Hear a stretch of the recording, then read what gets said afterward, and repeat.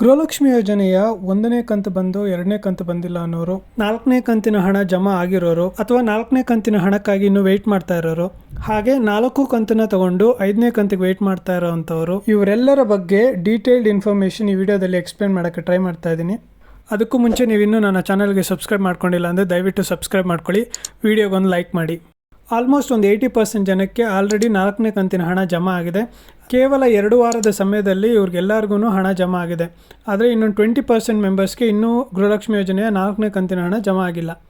ಇನ್ನು ಉಳಿದಿರೋ 20% ಮೆಂಬರ್ಸ್ಗೆ ಆಲ್ಮೋಸ್ಟ್ ಇನ್ನು ಒಂದು 3-4 ದಿನದಲ್ಲಿ ಅವ್ರ ಅಕೌಂಟ್ಗೆ 4ನೇ ಕಂತಿನ ಹಣ ಜಮಾ ಆಗುತ್ತೆ, ಅದರಲ್ಲಿ ಏನು ಡೌಟ್ ಇಲ್ಲ. ಹಾಗೆಯೇ 1 ಕಂತು ಬಂದಿದೆ, 2ನೇ ಕಂತು ಬಂದಿಲ್ಲ, 2ನೇ ಕಂತು ಬಂದಿದೆ, 3ನೇ ಕಂತು ಬಂದಿಲ್ಲ, 3ನೇ ಕಂತು ಬಂದಿದೆ, 4ನೇ ಕಂತು ಬಂದಿಲ್ಲ, ಈ ಥರ ಇರೋರು ಇಂಥವ್ರಿಗೆಲ್ಲ ಜನವರಿ 15ನೇ ತಾರೀಕುವರೆಗೂ ವೆಯ್ಟ್ ಮಾಡಬೇಕಾಗತ್ತೆ. ಇವ್ರಿಗೆಲ್ಲನೂ ಬಾಕಿ ಇರುವಂಥ ಕಂತುಗಳೆಲ್ಲ ಬಹಳ ಸ್ಪೀಡಪ್ ಆಗಿ ಜಮಾ ಆಗ್ತಾ ಇದೆ. ಪೆಂಡಿಂಗ್ ಇರುವಂಥ ಎಲ್ಲ ಅಮೌಂಟೂ ಒಂದೇ ಸಮಯಕ್ಕೆ ಜಮಾ ಆಗುತ್ತೆ.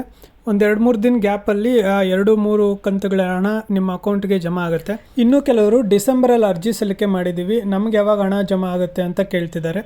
ಆ ಡೀಟೇಲ್ಸ್ನ ಎಕ್ಸ್ಪ್ಲೇನ್ ಮಾಡೋಕ್ಕೂ ಮುಂಚೆ ದಯವಿಟ್ಟು ನನ್ನ ಚಾನಲ್ಗೆ ಸಬ್ಸ್ಕ್ರೈಬ್ ಮಾಡ್ಕೊಂಡಿಲ್ಲ ಅಂದರೆ ಈಗಲೇ ಸಬ್ಸ್ಕ್ರೈಬ್ ಮಾಡ್ಕೊಳ್ಳಿ, ಈ ವಿಡಿಯೋಗೆ ಒಂದು ಲೈಕ್ ಮಾಡೋ ಮುಖಾಂತರ ಸಪೋರ್ಟ್ ಮಾಡಿ. ಸೊ ಡಿಸೆಂಬರ್ನಲ್ಲಿ ಅರ್ಜಿ ಸಲ್ಲಿಕೆ ಮಾಡಿರೋರಿಗೆ ಬರೀ 5ನೇ ಕಂತು ಮಾತ್ರ ಜಮಾ ಆಗುತ್ತೆ. ಅದರಲ್ಲಿ ಕೆಲವರು ಕಮೆಂಟ್ ಮಾಡ್ತಿದ್ದಾರೆ, ಸರ್ ಇವಾಗ ಡಿಸೆಂಬರಲ್ಲಿ ಅರ್ಜಿ ಸಲ್ಲಿಕೆ ಮಾಡಿದ್ದೀವಿ, ನಮಗೆ ಉಳಿದಿದ್ದ ಕಂತೆಲ್ಲ ಯಾವಾಗ ಹಣ ಜಮಾ ಆಗುತ್ತೆ ಅಂತ. ಇಂಥವ್ರಿಗೆಲ್ಲ ಕೇವಲ 5ನೇ ಕಂತಿನ ಹಣ ಮಾತ್ರ ಜಮಾ ಆಗುತ್ತೆ, ಹಿಂದಿನ ಕಂತುಗಳು ಯಾವುವು ಜಮಾ ಆಗಲ್ಲ. ಯಾಕಂದರೆ ಅರ್ಜಿ ಸಲ್ಲಿಕೆ ಮಾಡಿರೋದೇ ಡಿಸೆಂಬರಲ್ಲಿ ಆಗಿರೋದ್ರಿಂದ ಆ ಕಂತಿನ ಹಣ ಮಾತ್ರ ನಿಮಗೆ ಜಮಾ ಆಗುತ್ತೆ. ಇನ್ನು ಕೆಲವರಿಗೆ ಅರ್ಜಿ ಸ್ಟೇಟಸ್ ಬಂದುಬಿಟ್ಟು ಇನ್ಕಮ್ ಟ್ಯಾಕ್ಸ್ ಫೈಲ್ಡ್ ಅಥವಾ GST ರಿಟರ್ನ್ಸ್ ಫೈಲ್ಡ್ ಅಂತ ಬರ್ತಿದೆ. ಸೊ ಇಂಥವ್ರಿಗೆ ಸರ್ಕಾರ ಮುಂಚೆನೇ ಹೇಳಿತ್ತು, ಇನ್ಕಮ್ ಟ್ಯಾಕ್ಸ್ ಯಾರು ಫೈಲ್ ಮಾಡ್ತಾ ಇದ್ದೀರಾ ಅಥವಾ GST ಯಾರು ಫೈಲ್ ಮಾಡ್ತಾ ಇದ್ದೀರಾ ಅಂಥವ್ರಿಗೆ ಗೃಹಲಕ್ಷ್ಮಿ ಯೋಜನೆಗೆ ಅರ್ಹತೆ ಇಲ್ಲ ಅಂತ ಹೇಳಿತ್ತು. ಆದರೆ ಇನ್ಕಮ್ ಟ್ಯಾಕ್ಸ್ ಅಥವಾ GST ಫೈಲ್ ಮಾಡದೇ ಇರೋವಂಥವ್ರದ್ದು ಸಹ ಅರ್ಜಿ ಸ್ಟೇಟಸ್ ಇದೇ ಥರ ತೋರಿಸ್ತಿದೆ. ಸೊ ಇಂಥವ್ರು ಏನು ಮಾಡಬೇಕು ಅಂತಂದರೆ, ನಿಮ್ಮ ಎಲ್ಲ ದಾಖಲಾತಿಗಳನ್ನು ತಗೊಂಡು CDPO ಆಫೀಸ್ಗೆ ಹೋಗಿ ಅಲ್ಲಿ ನೀವು ಈ ಡೀಟೇಲ್ಸ್ನ ಎಕ್ಸ್ಪ್ಲೈನ್ ಮಾಡಿಸಿ ಅವ್ರಿಗೆ ಹೇಳಿದ್ರೆ ಅವರು ಅಪ್ಡೇಟ್ ಮಾಡ್ತಾರೆ. 3 ಕಂತು ಜಮಾ ಆಗಿ 4ನೇ ಕಂತಿಗೆ ವೆಯ್ಟ್ ಮಾಡ್ತಾ ಇರೋರು ಅರ್ಜಿ ಸ್ಟೇಟಸ್ ಚೆಕ್ ಮಾಡಿದಾಗ ಅಪ್ರೂವ್ಡ್ ಅಂತ ಇದೆ, ಮತ್ತು 3 ಕಂತಿನ ಹಣನೂ ಬರ್ತಾ ಇದೆ ಅಂತ ಇದ್ದವ್ರಿಗೆ ಯೋಚನೆ ಮಾಡೋವಂಥ ಅವಶ್ಯಕತೆ ಇಲ್ಲ. ಯಾಕಂದರೆ ಇವ್ರಿಗೆ ನಿರಂತರವಾಗಿ 3ನೇ ಕಂತು ಬಂದಿರೋದ್ರಿಂದ 4ನೇ ಕಂತು ಸಹ ಆಟೋಮೆಟಿಕ್ಕಾಗಿ ಜಮಾ ಆಗುತ್ತೆ.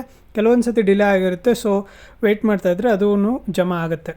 ನೀವು ಆಗಾಗ ಅರ್ಜಿ ಸ್ಟೇಟಸ್ನ ಚೆಕ್ ಮಾಡಿದಾಗ ಈ ರೀತಿ ಏನಾದರೂ ಟ್ಯಾಕ್ಸ್ ರಿಟರ್ನ್ಸ್ ಫೇಲ್ ಆಗಿದೆ ಅಂತ ಏನಾದರೂ ಬಂದರೆ ಅಂಥವರು ಇಮಿಡಿಯೇಟಾಗಿ CDPO ಆಫೀಸ್ಗೆ ಹೋಗಿ ನಿಮ್ಮ ಅರ್ಜಿಯ ಸ್ಥಿತಿಯನ್ನು ಬದಲಾಯಿಸ್ಕೊಳ್ಬೇಕಾಗತ್ತೆ.